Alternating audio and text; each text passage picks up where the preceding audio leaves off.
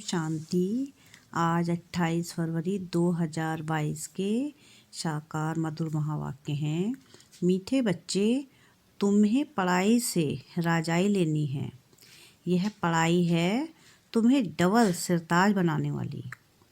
तुम अपने लिए अपनी राजाई स्थापन करते हो।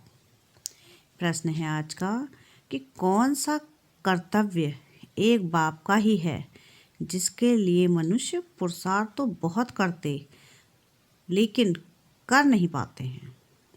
क्या है प्रश्न कि कौन सा कर्तव्य एक बाप का ही है जिसके लिए मनुष्य पुरुषार्थ तो बहुत करते लेकिन कर नहीं पाते हैं। उत्तर है इसका पीसलेस वर्ड को पीसफुल बनाना। यह काम केवल एक बाप का है। मनुष्य पुरुषार्थ करते हैं सब मिलकर एक हो जाएं, सारे विश्व में पीस हो। एक दो को पीस प्राइज भी देते हैं, परंतु उन्हें पता ही नहीं कि जब दुनिया में राम राज्य था तब पीस थी, अभी रावण राज्य है, यहाँ पीस हो ही नहीं सकती। ओम शांति।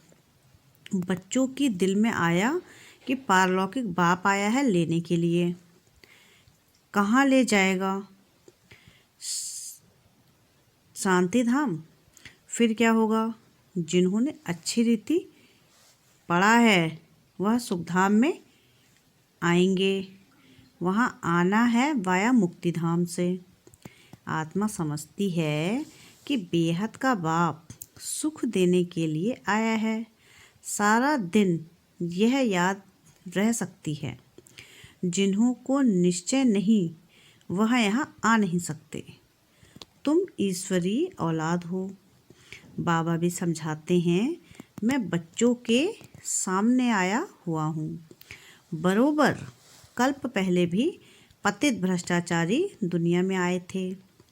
यहाँ सब भ्रष्टाचारी हैं। यहाँ है सब श्रेष्ठ, वहाँ है सब श्रेष्ठाचारी। यथा राजा रानी तथा प्रजा। यह खेल है ईश्वरीय संप्रदाय और आसुरी संप्रदाय का। गीत है किसने यह सब खेल रचाया। जब कोई गीत बजता है तो दिल में आना चाहिए कि बाबा ने हमको बहुत ऊंचा बनाया है। ऊंचे ते ऊंचा बाप जरूर ऊंच ही बनाएंगे। ऐसे बाप की बहुत महिमा है। कोई भी कुछ करते हैं तो उनकी महिमा होती है। यह फलाने धंधे में बड़ा अच्छा है, फलाना मनुष्य बहुत होशियार है। हर कोई में गुण होते हैं। परमपिता परमात्मा की महिमा सबसे भारी है। हर एक मनुष्य मात्र को अपना अपना पार्ट मिला हुआ है। परमपिता परमात्मा को भी बड़े ते बड़ा पार्ट मिला हुआ है। इस ड्रामा में बड़े बड़े मुख्य पार्टधारी कौन है?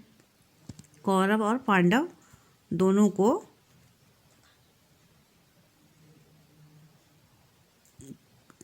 को भाई भाई दिखाते हैं। फिर उस तरफ दिखाते हैं बड़े बड़े भीष्म पितामह,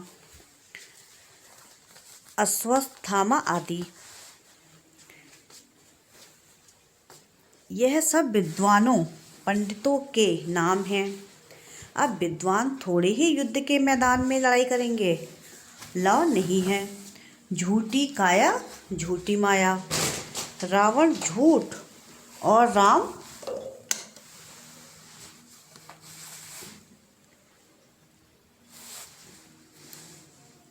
सत्य बताते हैं। परमपिता परमात्मा को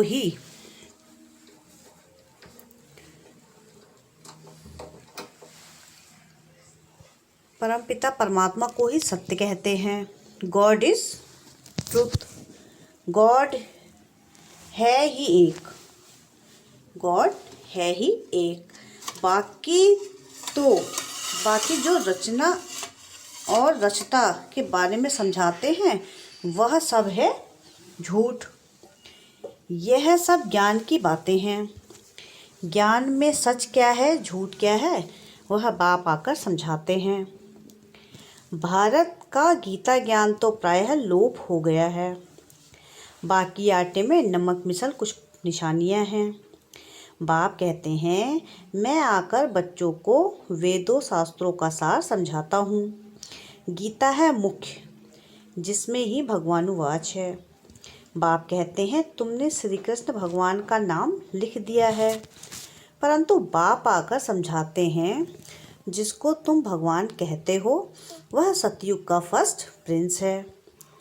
वह पहले पहले मेरे से विदाई ले मुक्ति धाम से आया था, सतयुग का प्रिंस बनने। अच्छा, श्री कृष्ण की इतनी महिमा है, उनका बाप भी तो होगा ना। जैसा बाप वैसा बच्चा। श्री कृष्ण के बाप की महिमा कहाँ गई? उसने किससे वर्षा लिया? श्री कृष्ण है सतयुग के आदि का।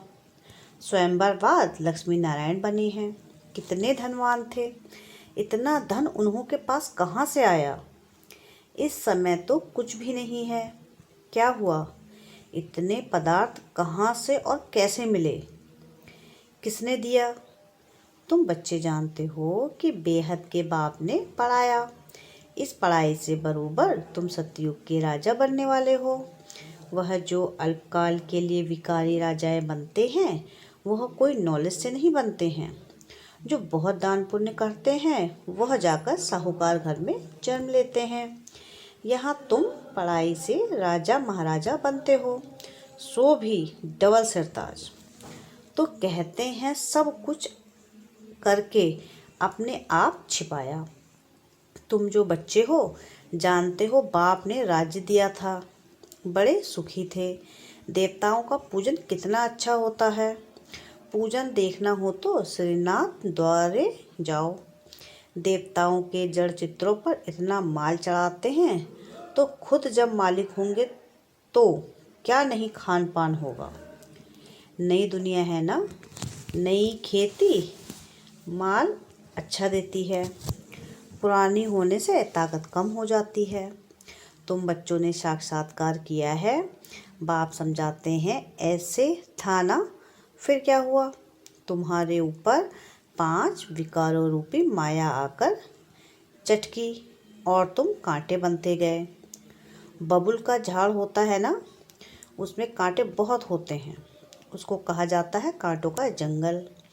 इस समय एक एक मनुष्य कांटा है, काम कटारे चलाते रहते हैं। माया के चटकने से रावण राज्य हो गया। तुम हो गुप्त वेश में, किसको भी पता नहीं। तुम बच्चे अभी कल्प पहले मुआफिक श्रीमत पर चल रहे हो। सिर्फ कल्प पहले मुआफिक नहीं, कल्प कल्प के मुआफिक। तुम बैठ बाप से राजयोग की शिक्षा सीखते हो। तुम हो नॉन वायलेंस। तुम अननोन हो। तुम अपने को जानते हो, दुनिया तो नहीं जानती कि यह शक्तियाँ गुप्त रीति योग बल से विश्व पर अपनी दैवीय राजाई स्थापन कर रही हैं। तुम हर एक अपनी बादशाही लेने का पुरुषार्थ करते हो। वह सिपाही लोग लड़ते हैं अपने बादशाह के लिए, परंतु तुम अपने लिए सब कुछ करते हो। भारत को ही गोल्डन एज बनाते हो। जो जो बनाते हैं वही आकर फिर राज्य करेंगे। गोया तुम भारत की सेवा करते हो गुप्त। जो करेंगे वही फल पाएंगे। जो मेहनत कर राजा रानी व प्रजा बनेंगे वही आएंगे, भारत में ही आकर राज्य करेंगे। तुम्हारी यहाँ है शिव शक्ति पांडव सेना। पांडव अक्षर पंडे पर है। बाप ने आकर समझाया है, मुख्य रूहानी पंडा मैं हूँ। पांडवों में मेल्स भी हैं तो फीमेल्स भी हैं। प्रवृत्ति मार्ग है ना, बाकी लड़ाई की तो बात ही नहीं। शास्त्रों में तो क्या क्या बैठ लिखा है, कितने नाम दिखाए हैं। बाप बैठ समझाते हैं, यह सब ड्रामा की नूंद है। कहते हैं भक्ति से भगवान मिलेगा। भक्ति का फल देना यानी सद्गति करना। फिर सतयुग में भक्ति आदि होती नहीं। संन्यास धर्म तो बहुत थोड़ा टाइम हुआ है, स्वर्ग में यह आ ना सके। अभी तुम जानते हो कि स्वर्ग में किसका राज्य था, कौन सा धर्म था। बाप आकर देवी देवता धर्म स्थापन करते हैं तो फिर वह धर्मों का विनाश होता है। तुम ईश्वरीय संप्रदाय के हो, वह है आसुरी संप्रदाय। यह है ही पत दुनिया। अभी तुम सब कहेंगे हम ईश्वर के औलाद हैं। ईश्वर कौन है? वह निराकार शिव है, ब्रह्मा नहीं। लोग समझते हैं ब्रह्मा ही ईश्वर है। अब ब्रह्म को परमपिता परमात्मा थोड़ी ही कहेंगे, अपने को ईश्वर कहते हैं। नाम रख दिया है ब्रह्म ज्ञानी। कोई अर्थ ही नहीं। ब्रह्म महतत्व है जहाँ हम आत्माएं रहती हैं। शालिग्राम भी कहते हैं रुद्र यज्ञ जब रचते हैं तो परमपिता परमात्मा का बड़ा शिवलिंग है, छोटे छोटे शालिग्राम बनाते हैं, परंतु ऐसे है नहीं। परमात्मा बड़ा और आत्माएं छोटी नहीं। उनको कहा जाता है परमपिता परमात्मा, सुप्रीम सोल, परम धाम में रहने वाली आत्मा। आत्मा याद करती है ऑर्गन्स द्वारा। अभी यह सब बातें तुम जानते हो। रचता और रचना के आदि मध्य और मुख्य पाठधारी कौन है, कैसे पाठ बजाते हैं, कौन कितना जन्म लेते हैं, तो यह हिसाब होगा ना। परंतु इनमें भी जाने की दरकार नहीं। बाप कहते हैं बच्चे यह है तुम्हारा धर्माऊ जन्म। 84 जन्म तो ठीक है, यह है धर्माऊ कल्याणकारी जन्म। अभी हमारा कल्याण होने वाला है, इसलिए यह कल्याणकारी जन्म और कल्याणकारी युग कहा जाता है। इस संगम का किसको पता नहीं है। संगम को युग युगे कहा है तो 4 संगम रख दिए हैं। बाप कहते हैं नहीं, यह तो उतरती कला के हैं। सतयुग से त्रेता होगा तो 2 कला कम होगी, फिर द्वापर से और कम हो जाएगी, पतित बनते जाते हैं। यह है वैरायटी धर्मों का झाड़। कितनी भाषाएं हैं, कितनी अशांति है। अब तुम बच्चे जानते हो स्वर्ग में अशांति हो नहीं सकती। यहाँ बहुतों को पीस प्राइज मिलती है। पीस तो है नहीं, पुरुषार्थ करते हैं मिलकर एक हो जाए। पोप भी कहते हैं कि वननेस हो जाए। सभी ब्रदर्स हैं, परंतु आपस में बनती क्यों नहीं है। उन्हों को ड्रामा का तो पता नहीं है। जब दुनिया में एक राम राज्य था तो पीस थी। अभी तो रावण राज्य है, अनेक धर्म है। अब इस पीसलेस को फिर से पीसफुल बनाना एक बाप का ही काम होगा ना। यह तो दुनिया का प्रश्न है ना। वर्ल्ड के फादर को फुरना रहेगा ना। बाप कहते हैं मैं ही वर्ल्ड को पीस में लाता हूँ। भारत में पीस थी ना। पीसलेस आत्माओं को वापस घर ले जाते हैं। वर्ल्ड की पीस के लिए वर्ल्ड गॉड फादर को आना है, उनका वही पार्ट है। तो कहते हैं सब कुछ करके सबको सुख शांति दे करके छिप जाते हैं। ऐसा छिप जाते हैं जो सतयुग त्रेता में भी कोई नहीं जानते, द्वापर कलयुग में भी कोई नहीं जानते। जब तक खुद ना आकर अपना परिचय दें, देवताएं भी नहीं जानते। अपनी आत्मा को जानते हैं, बाकी रचना को नहीं जान सकते। बाप कहते हैं प्रायः लोप हो जाती है। बाप कहते हैं प्रायः यह नॉलेज प्रायः लोप हो जाती है। यह तो इतने मंदिर शास्त्र आदि बने हैं, सब खत्म हो जाने हैं। भक्ति मार्ग की एक चीज़ भी नहीं रहती है। अभी बाप कहते हैं सिर्फ मुझ एक बाप को याद करो और सबसे ममत्व मिटाओ। सन्यासी तो ऐसे कह ना सके, उनका है निवृत्ति मार्ग। पावन से पतित, फिर पतित से पावन तुमको बनना है। सन्यासियों का भी ड्रामा अनुसार पाठ है। यह ना हो तो भारत और ही दुखी हो जाए। मुख्य बात है ही पवित्रता की। पवित्रता की ताकत से तुम पतित सृष्टि को पावन बनाते हो। बाप की श्रीमत से हम आत्माएं बाबा के साथ जाने वाली हैं। पवित्र बनते बनते हम पहुंच जाएंगे। यह यात्रा बहुत वंडरफुल है। हे रात के राही थक मत जाना। सुबह की मंजिल दूर नहीं। सतयुग को दिन कहा जाता है। पहले तुम स्वीट होम जाकर फिर दिन में आएंगे। तुम हो रूहानी यात्रा के ब्राह्मण। कितना समझने की बातें हैं। जितना बाप को याद करेंगे पद भी उतना ऊंच पाएंगे। कमाई बहुत है, नहीं करेंगे तो भस्मीभूत हो जाएंगे। कुछ तो मेहनत करनी चाहिए ना। लौकिक बाप को उठते बैठते चलते फिरते याद करते हो ना। पारलौकिक बाप को क्यों भूल जाते हो? लज्जा नहीं आती है? लौकिक बाप को कभी भूलते हो क्या? पारलौकिक बाप जैसे स्वर्ग का वर्षा मिलता है उनको भूल जाते हो तो वर्षा भी भूल जाएगा, फिर क्या पा पाएंगे। युक्ति से बतलाते रहते हैं, बस बाबा आया कि आया। हमको अब यह शरीर भी नहीं चाहिए। बड़ी मीठी नॉलेज है, देने वाला भी बड़ा मीठा है। आधा कल्प दुख में याद करते आए हो, बाबा हमको अभी दुखों से छुड़ाओ। अब तुमको सभी दुखों से छुड़ाते हैं। अगर हमारी मत पर चलेंगे तो मैं तुम्हारा बाप हूँ ना।